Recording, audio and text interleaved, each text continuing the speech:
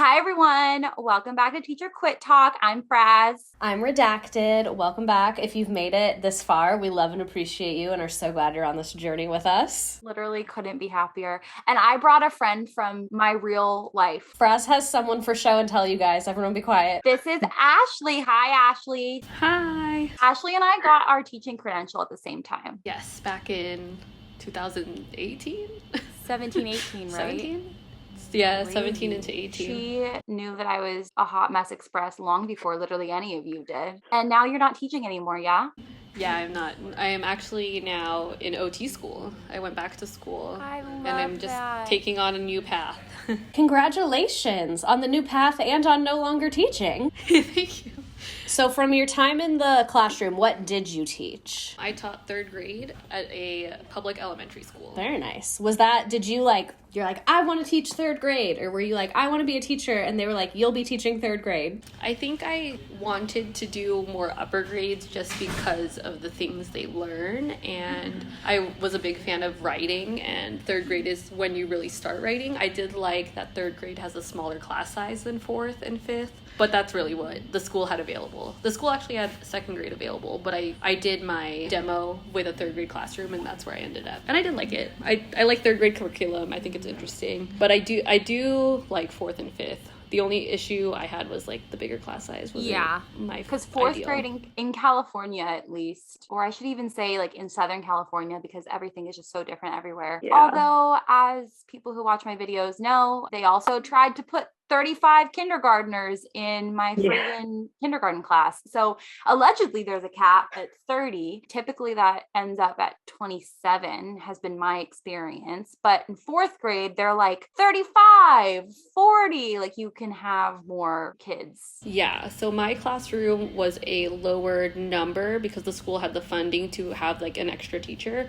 So I had 26 third graders, but by fourth and fifth grade, you reach about 30 and maybe even up to 35. I think. 35 fourth graders in one room sounds literally terrifying. If you dropped me off in that room, I think I would call the emergency management department and be this has to be violating some kind of law. This cannot be okay. There's not enough adult brain cells in this room. And I'm not very tall, so some of them are borderline bigger than me. Same. That is a whole lot of not full frontal lobe development. That could be a mutiny. Anyway. I mean, I taught high school before my frontal lobe finished developing, so there was not a single frontal lobe in that room. You did. You were a youngin'. When the district health department came to do an inspection, they thought I was a child and demanded the teacher come back immediately, and it was a whole thing.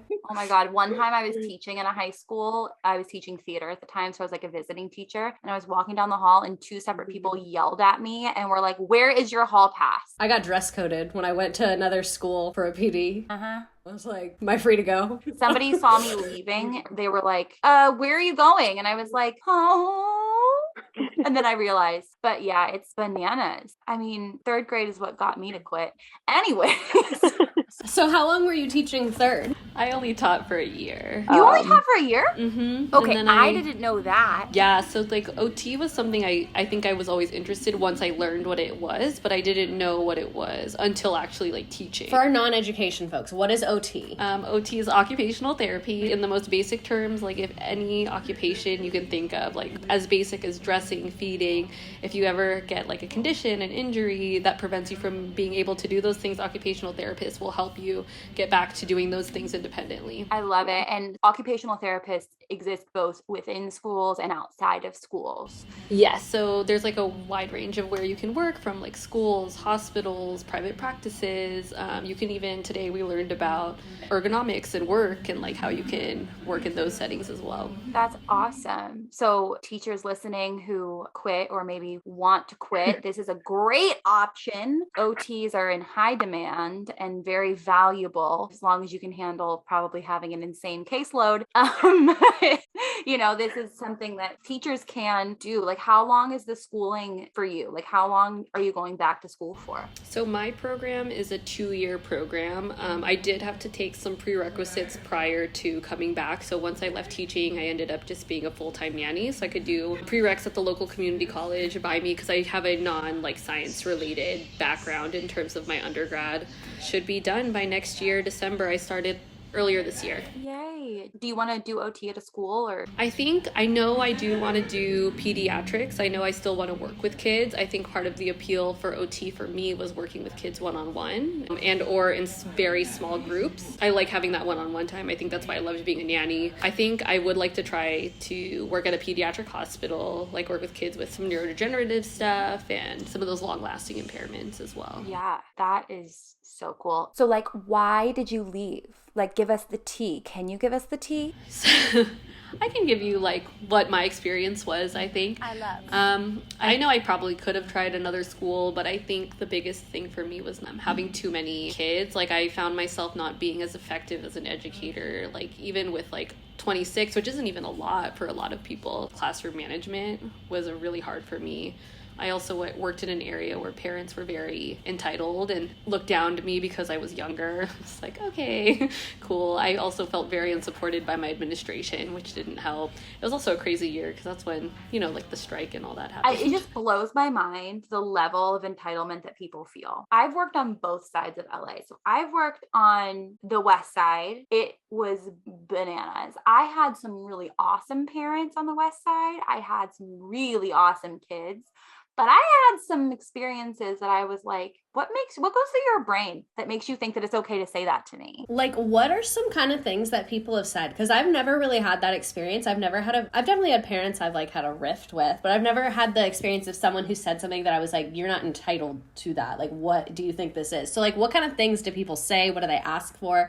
Do they just call you and they're like, this worksheet sucks, I found a better one on Google? Like, I think like for me, the main things were like, why are you doing it this way, not this way? And I think there was just like a lack of understanding for like that learning curve, which was like pretty frustrating. And it's just like, okay, like I'm trying my best. Or like, I think like when things would happen, if they didn't like it, there's a way to approach a situation. And I think sometimes things were approached unprofessionally a little bit. Or they weren't regarding you as a professional in that sense. Yeah, just more like talking to me, like talking down, like, oh, like that was bad. Like you're a kid. And I think that people underestimate how toxic a work environment can be as a teacher if your parents are not for you. If they're actively trying to like one up you or show you up or what have you, it creates a really toxic environment so quickly, especially when I think as teachers, we so often have that imposter syndrome where we're like very qualified, but beaten down by society and the profession in general to the point where we're like, do I know what the heck I'm talking about? Like, I don't feel good in my teacher skin right now. If parents are reinforcing that, it gets bad quick. Yeah, I think a lot of it too was just like, I was so overworked. Like I was living like 50 miles away from the school. I did make a pretty good rule about like not working past 4, which was good. I was just like exhausted all the time. Yes. And I want to talk about that really briefly too. You and I live in LA. One of the biggest issues, in my opinion, that I've talked about with LAUSD is the inequities across the district, but also the fact that it's nearly impossible to live within or near a lot of these communities that teachers are teaching in. So if you teach in Brentwood, you cannot live near school. You are automatically doomed to have to take a commute on the 405 every single morning because I mean, I guess you don't necessarily have to take the 405, but I would have had to. So you can take side streets. This isn't a dictatorship. The side streets, though, are so long to take. And they're backed up. They're backed up just as bad. Yeah, if you even get near Sepulveda, you're screwed. I mean, I'm telling you, like, I think that it's such a valuable asset for teachers to live in the communities where they teach, or at the very least, adjacent to them. But if you're teaching on the west side, you can't afford any of that on a teacher salary. Yeah. You need to find yourself a rich partner who's going to support you and be your sugar baby. No, you're the sugar baby. You need to be a sugar baby to teach on that side of LA. On day 1 of new hire orientation, they're like, raise your hand if you have heard of Seeking Arrangements. Right? It's a great website. We're going to sign everybody up. When I was working in the bougie part of LA on the west side, I was living in a studio apartment, commuting an hour and a half both ways, a studio apartment with no windows that was $1,300 a month. I'm pretty sure it's illegal to have an apartment with no windows. How did you find this? It had a sliding glass door. Oh, never mind. Perfectly humane. Yeah, that was it. I did have one window, but it had a window unit air conditioner that was completely boarded, so you couldn't, whatever. No refrigerator, no appliances whatsoever. Just Queen, I don't know how to say this respectfully. That was a storage unit. You, unfortunately, were living in a storage unit. I was so proud of that because I had just gotten out of like this insane shit. Oh, I went through my breakup with you. You know about it. Nobody knows about it anymore. Oh, yeah. I remember that was intense times for... I want to know. Frazz over here. Okay.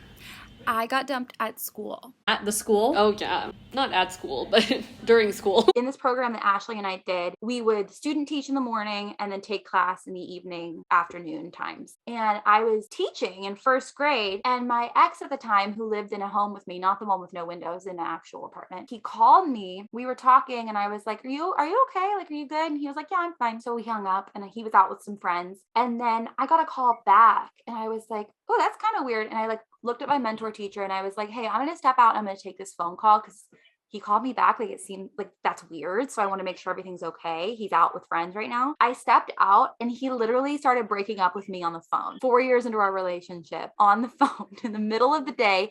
And I'm like, it's Friday at 1 p.m. I'm teaching right now. And he was like, oh, I didn't realize you were teaching. And I was like, what have I been doing it's April. Like, you know that I teach. That happened. And literally that was the point in time when like my world exploded because I had no income. Because when you're a student teacher, you can't work. He was supporting me. I lived in our apartment that we shared. He found me the apartment with no electricity, no refrigerator, no furniture, with no windows that I moved into. He said, your castle awaits. You're free now. Yeah, literally. So Ashley knew me then when I had 2 giant dogs that I didn't know what to do. And it was crazy. So my friends were doing my homework because I was like, I'm quitting. I'm not doing this anymore. And my friends were like, it's April. You're almost there. Like you're so close. Yeah, so close to the end. Just finish. We finished in May. We did. Yeah, we finished in May. Yeah. You just had to suffer for a couple weeks. You're like, you just got to get through this pain of suffer and you're good. And you made it. You made it. Ashley carried you to the finish line. In a movie where they hold someone and their body's like draped backwards. That was you and Ashley in your credentialing program. I'm not kidding. I am so bonded to the people from my credential program, like forever indebted to them for being so nice to me, because that was a time that was very, very, very dark. And it's so funny that I don't talk about it anymore. And then as soon as we said that, I was like, oh my God, Ashley was like there. Like, wow, crazy pants times. Yeah. You know, look how far you've come. I know, I was about to say, like, Ashley's really seen you through everything. She literally has. We student taught at the same school. Mm-hmm. That's crazy. What was student teaching like? I didn't student teach. They were like, oh, you have a degree? Here's a set of keys. Good luck. Student teaching can go either way. Like, you can have a wonderful mentor, you can have an awful mentor. I had one of each. Me too. I had one of each as well. At the school we were at together, like, I loved my mentor teacher. She was very supportive, very helpful. And then my teacher for my second one, she was okay, but she wasn't as helpful. But it was fine. Like, I think I learned a lot. Mm-hmm. It was rough to be at a school that wasn't supportive, though. Like, it felt like they just wanted us for, like, free labor and not to, like, actually mentor us. Yeah, and, like, probably a stipend. That's crazy that you have to pay money and then, like, indirectly they get the money. Yeah, isn't that weird? You know what I mean? Like, yeah. It's robbery. And then, you know, there's people who go through really hard situations during student teaching, and then it's like you're out of luck because you don't get paid. Mm-hmm. And then you and your 2 large dogs have to live in an apartment with no windows or refrigerators. Yep. Yep. I literally right. put a mattress on the floor and a dumpster dived couch and was like, we're good. Los Angeles, man. Nothing like it. Money was a big part, too, of me wanting to leave teaching. Like, I made more as a full-time nanny than I did when I was teaching. Like, which is nuts. Like, it's not feasible, especially if you want to live in LA. And, like, to think of, like, having a family, like you said, unless I have, like, a sugar daddy, like, good luck to me. LAUSD salary schedule side by side to what's considered low income in Los Angeles. Mm-hmm. Literally, teachers are low income. They mimic it. You look at the salary schedule next to the low income table, and you realize that the government is acknowledging that teachers with families are low income because you cannot make enough to support yourself unless you are in a dual income household. That's the same conclusion I came to. So when I taught taught in Florida, I wasn't considered low income because I didn't have any kids. But if I had had any dependents on my taxes, I would have qualified for like a lot of programs. So in Florida, at least in the district I taught in, you're at base salary until you cross year 10. So I was like, I'm just going to be here making this amount. Like, I was like, the only way I get help is if I have a baby. This feels backwards.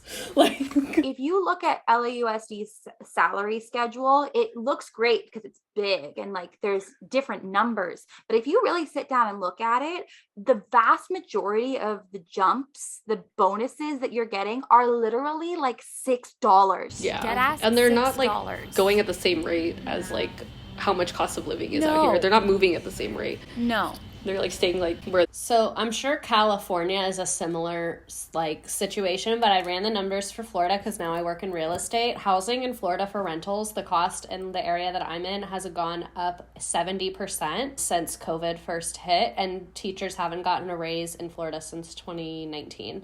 So like that's what's driving it here is the housing crisis, and I'm sure California, like what you're saying, is a similar housing situation when like the math is just not mathing. Yeah, it's pretty nuts. But yeah, money was I think a big part of it too. Yeah. It's just like the amount of work I was putting in was not worth the amount of time I was also putting in. And not to be like a super simp for capitalism, but like in most industries, the harder you work and the better your performance is, the more you get paid. You get recognition bonuses, you get all these things, and it's an incentive. And like most teachers are doing the Lord's work. They're 100% in, rock on. But like every job, there's people that are phoning it in. And like it just gives the teachers that are putting in blood, sweat, and tears. It's like, I do this and get literally nothing except like children's joy, which is like obviously great or whatever. But like, unfortunately, my landlord doesn't accept children's joy at this current moment in time. So like, it's like the lack of incentives in education and incentives to not only be effective at your job, but to stay in your job and feel like this effort you're putting in is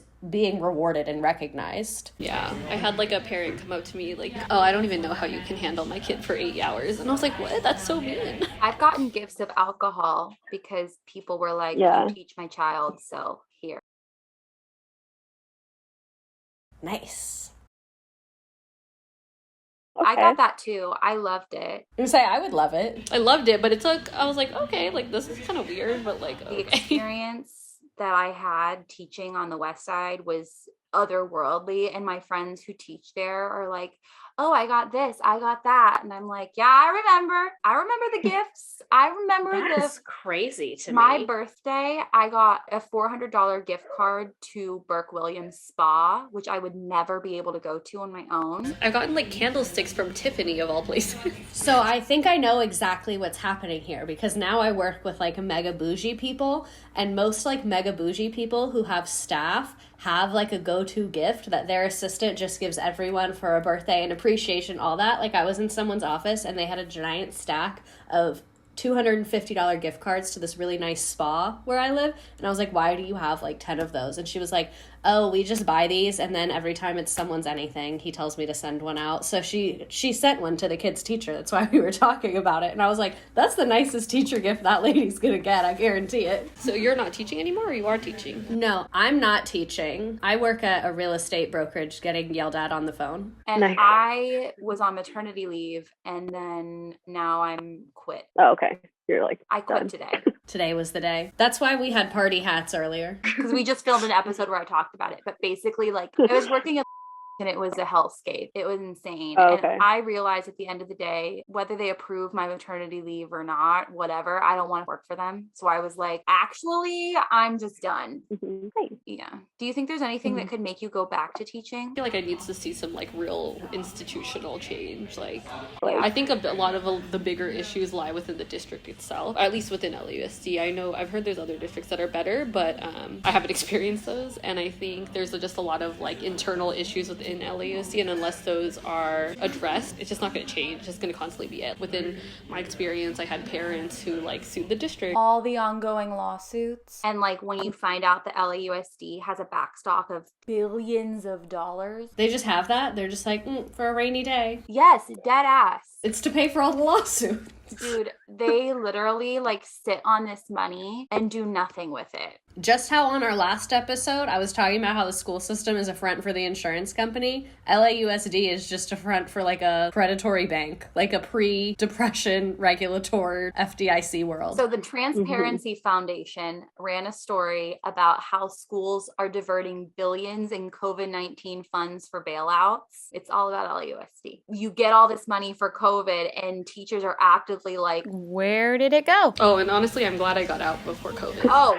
I couldn't imagine like even trying to like navigate that situation. So being that you got out before COVID, was there one moment or like a couple moments where things happened that you were just like, no, we're done. I need to make an exit plan? Because I know COVID was the tipping point for a lot of people. I think it was mainly just the lack of support. There was another new teacher with me that year. She was in second grade, and seeing the support she got from like her own team, like I didn't really get that. I don't know if I was too much comparing my experience to hers, but I just felt there were instances where like I was talked at versus talked to about certain things, and not like, oh, let me help you with this. I would like literally walk into another teacher's classroom who was on the same team as me and be like, oh, you did this? Okay, I'm gonna do it tomorrow. Because I was like, oh, that's a cool thing I wish I'd known about earlier that I could have incorporated. Because like when you're new, you're kind of learning the curriculum that the school does, and you're supposed to be in line with your team, but then like I would walk in some people in my team's classrooms and it would be like, wait. But I wish more things were shared. There was more collaboration and community within the school I was in, at least. But that was just like my experience, just like the lack of support and feeling just very alone. Mm-hmm. We've talked about administrators a lot on here and like things that they don't do, whatever, but I think one piece that administrators can do that helps retain teachers that's within their control is like creating solid communities. The first principal I worked for was really good because he empowered our department head to train us, to give us advice on things, and was like, mentor these teachers. It's up to the administrators to create that culture for the school, because that doesn't just happen out of nowhere.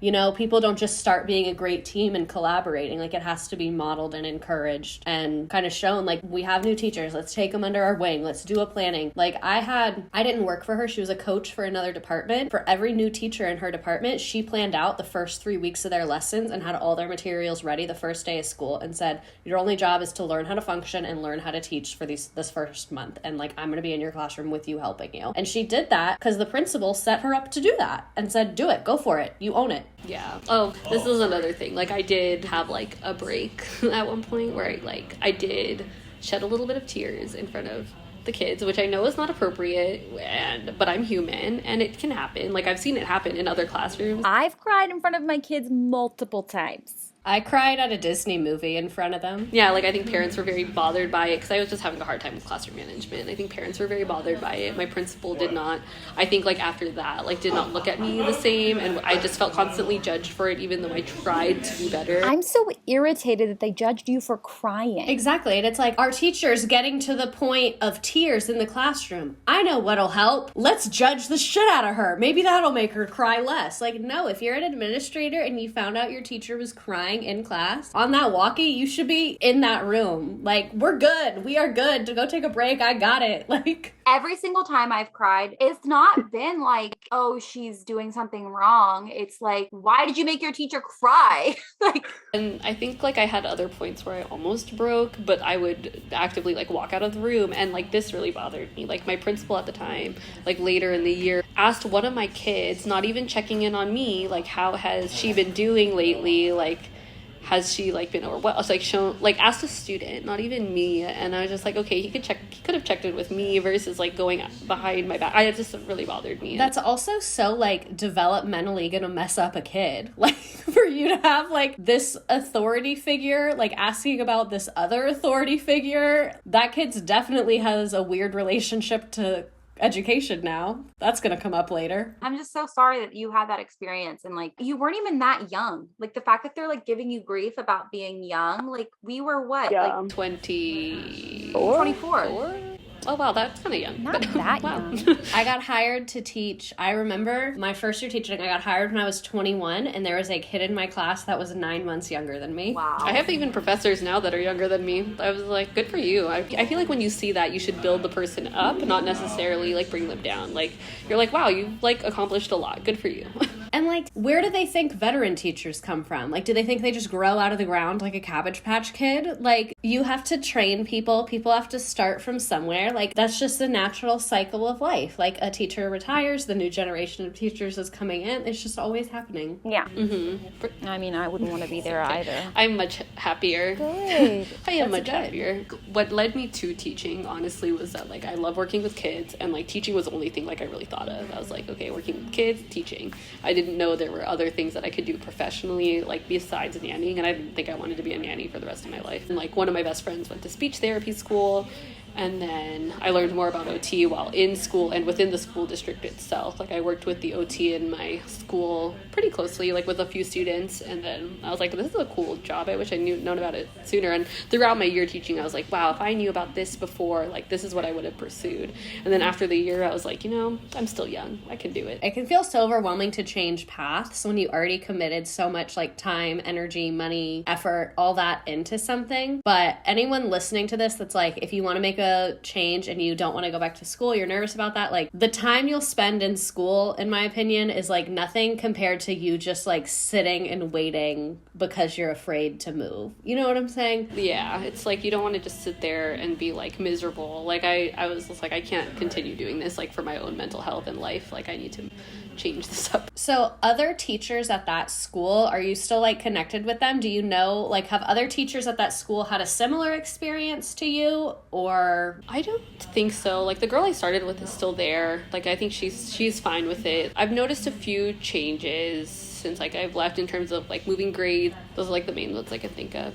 that's crazy. And even that was like the pre-COVID year. So I'm sure like in recent times, it's probably gotten even worse, just like statistically, assuming the school is not an anomaly of all of those issues. For real. So when you like think about your OT career, would you ever go back to that school and be like, hey, I'm an authority now and I know so much and you need me so bad? Like, would you ever like, Maybe, yeah, I don't know. But I don't know if that's like where I'd want to work right away. Like I do want to experience like hospitals. For a while after that, it kind of turned me off from working with kids for a little bit.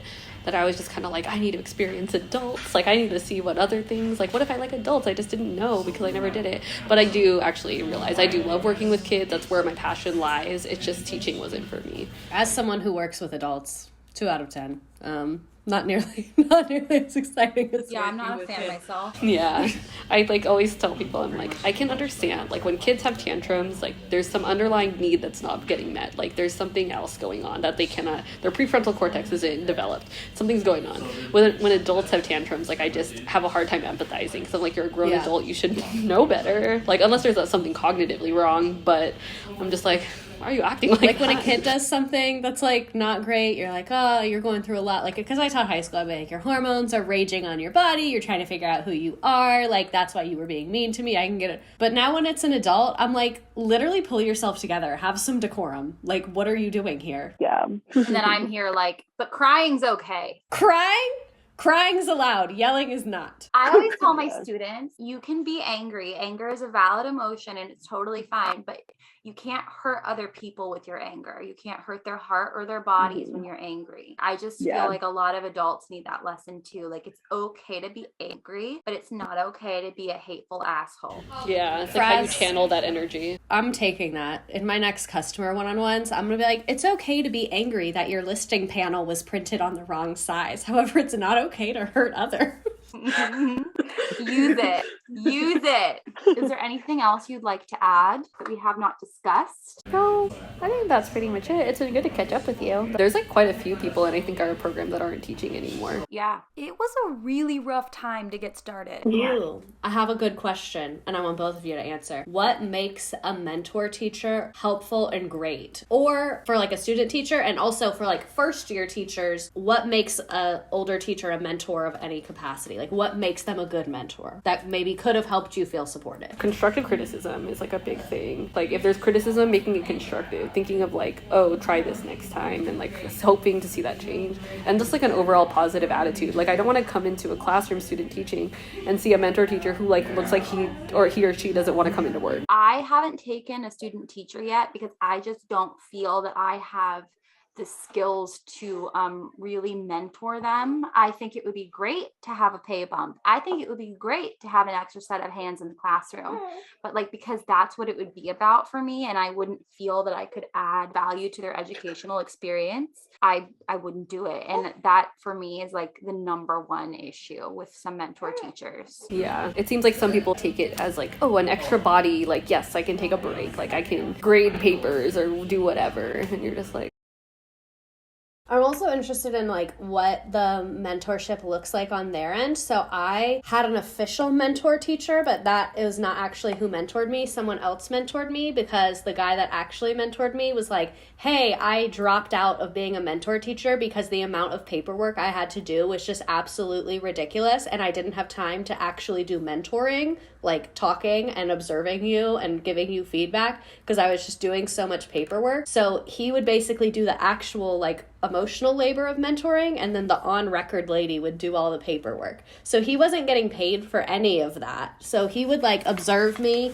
and help me write my lessons and stuff like that, and taught me a lot my first year. He was great. Still teaching, has taught high school social studies for like 20 years. But I'm wondering, like, when it comes to student teaching, it's not just the mentor teacher to the student teacher. I'm wondering like how that district and that program is setting up mentor teachers to either be successful or to not be successful. From my understanding, they're not set up at all. They're like, here's the person's name, they'll be here on Tuesday. Or you don't even get the person's name and they just show up. I wonder if they have like a class or something. I don't know. I don't think they do though. I think you just kind of, I think it varies a ton district to district and probably program to program, which I also think is interesting that like, I would love to see data about like each student teaching program, how long those people stayed in education, their feelings about it, like to see data about what works and what doesn't for student teaching. Because I think it's a super critical time. I'm sure we'll get other people in the comments and we should ask other guests. I'm sure there is studies and data, but like seeing how different programs structure their student teaching and how it impacts like a teacher's longevity in the classroom. So like this program, it was very structured. The person got a lot of support. They had these scheduled one-on-ones and they stayed for 10 years compared to,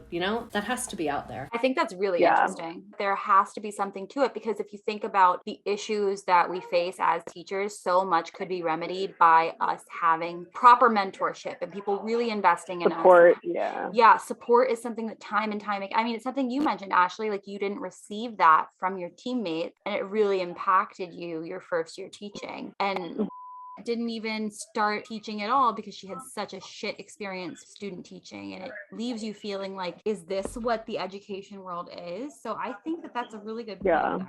I didn't student teach. Clearly I didn't last that long.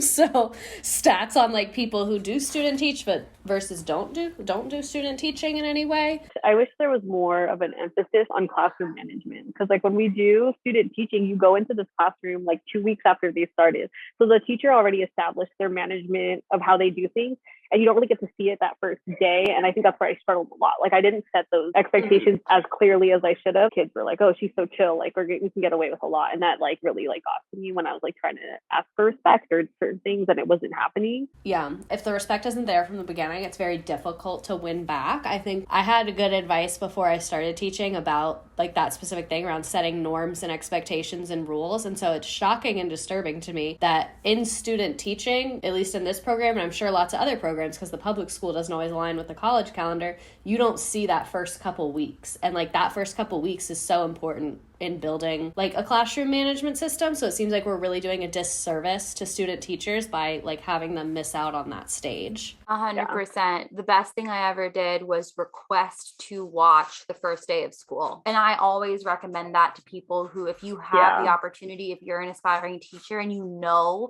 that you're going to miss the first day of school, find someone in your life, if not through your program, through just your own experience, find somebody to watch that first day, because the notes you take that day, they're very impactful. Because as a teacher, every single year, the first day of school, I'd be like, what did I do on how does this day work? Like, I forget every single year because you're in this rush of adrenaline and like craziness. You'll forget. And it helps to have something to work off of. I mean, your first year teaching, you're just copying what you saw in student teaching and, trying your best to emulate it. And then slowly you're like, I can put my own spin on it. But at first, it really helps. Yeah. Ashley, is there anything else you wanted to add or anything you wanted to re-explain or reiterate or any administrators you want to throw under the bus? Yeah, talk some shit about anything else? No, I think that's it. What I think drew me to OT was like my favorite place to hang out, honestly, was like the resource and special ed room at my school. Like I used to go hang out with them all the time. I think I saw their teamwork and I was just like, oh, like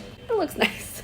Yeah. Even though like you ended up leaving teaching, I think it's still really cool that it was like an avenue for you to find a niche that more like fits your interest and your passion. And I think teachers who have left the classroom bring really amazing skills to those other industries. So I'm sure like your teaching experience will be so supportive and so helpful once you are like fully in your moment and thriving in OT. And I'm sure other occupational therapist will learn stuff from you and get perspectives from you that they might not have had if they haven't been in education and seen what it's like there. Yeah, I really look at that year as like a year of learning and growth for myself and like leading to where I am now. Of course, at the time I was like miserable and like trying to just avoid everything, but I look back at it and I was like, you know, I grew as a person. I learned a lot. A lot of the things I think I learned really apply well to OT, like when working with others and seeing like what works. And I learned like what works for me, what doesn't, and how I can improve myself as a person.